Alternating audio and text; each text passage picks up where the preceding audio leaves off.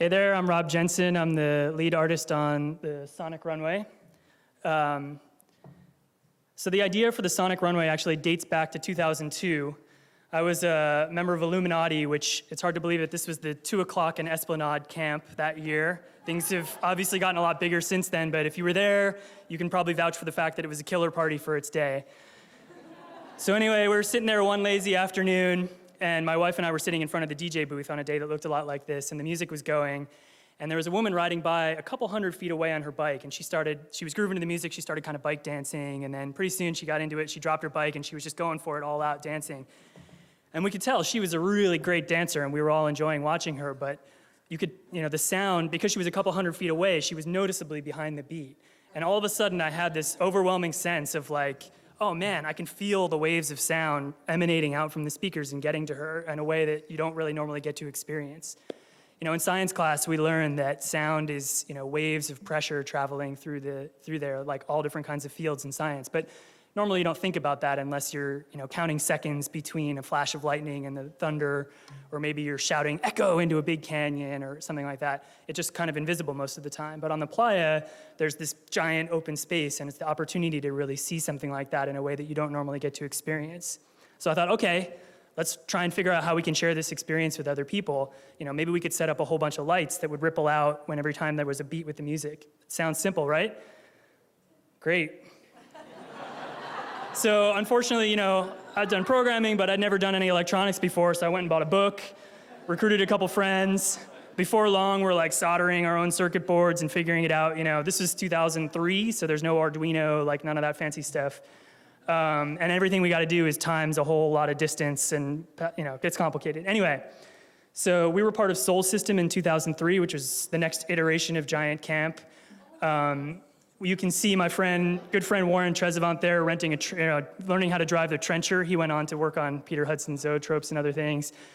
So we surveyed a 1,000-foot-long corridor, and we built all these pyramids. So that year, at the top of each pyramid was a strobe light, and the strobe lights were hooked into the sound system so that anytime there was a thump in the music, it would send a stream of strobe lights down the top. So this is a long exposure photograph, so it looks like they're all on, but if you're standing at the end, you would see them coming at you.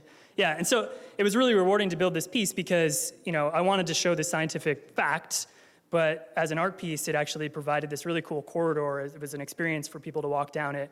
So if you're standing at the dance floor, every kick in the music, you could see it ripple out. But even better than that, if you're standing at the far end, you could sit there and watch the music coming at you in a way that you normally wouldn't get to see.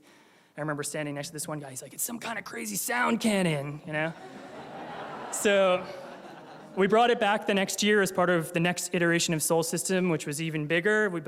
Warren led the team building a full-size glowing Stonehenge. We added some LEDs.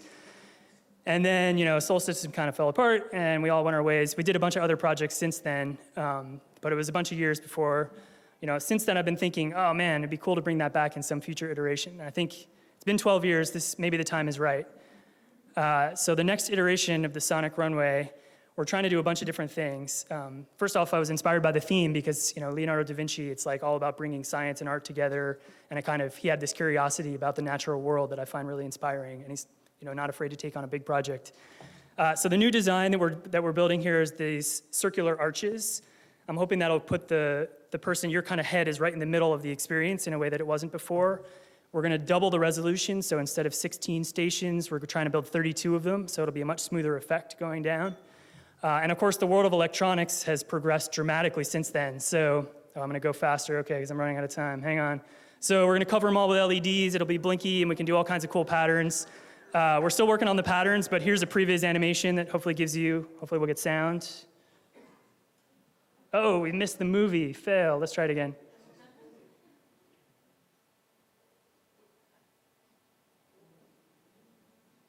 The movie's the best part.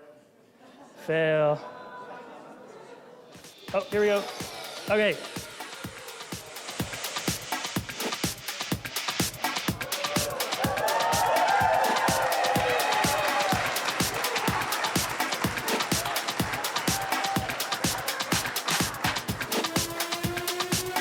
So this is if you're standing at the sound source. And here you can see the sound coming at you.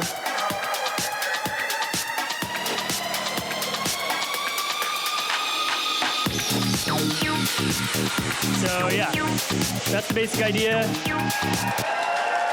Hang on. Wait. I'm out of time, but the outreach, we want to set it up in the open playa, which means we're actually not bringing the sound this time. So if you've got an art car or big sound or anything that makes noise and you want to hook into the runway and drive it yourself, we want it to belong to the community and let other people drive it. So contact us and bring your sound and let's play. Cool.